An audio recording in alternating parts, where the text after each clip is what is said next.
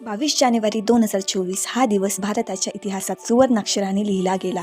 अयोध्येत प्रभू श्रीरामांचं भव्य मंदिर उभे राहिले. आजच्या व्हिडिओत आपण राम मंदिराचा इतिहास जाणून घेणार आहोत, ज्याबद्दल खूप कमी लोकांना माहीत आहे. ही गोष्ट सुरू होते 1528 मध्ये, जेव्हा मुघल सेनापती मीर बाकीने रामकोट येथे असलेलं मंदिर पाडून बाबरी मशीद उभारल्याचं सांगितलं जातं. पण तुम्हाला माहीत आहे का, 1558 मध्ये म्हणजे पहिल्या स्वातंत्र्य युद्धाच्या एका वर्षानंतर त्या जागेवर हक्क सांगणारे पहिले लोक हिंदू साधू नव्हते, तर ते होते निहंग शीख.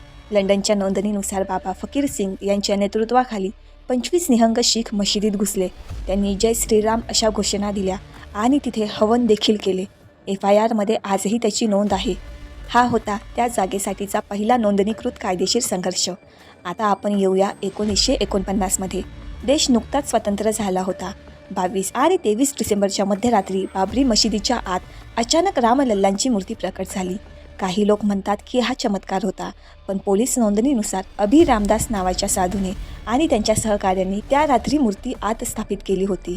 सकाळी जेव्हा मुस्लिम लोक नमाज पढायला आले, तेव्हा तिथे मूर्ती पाहून एकच गोंधळ उडाला. तेव्हापासून त्या जागेला विवादित क्षेत्र म्हणून टाळे ठोकण्यात आले.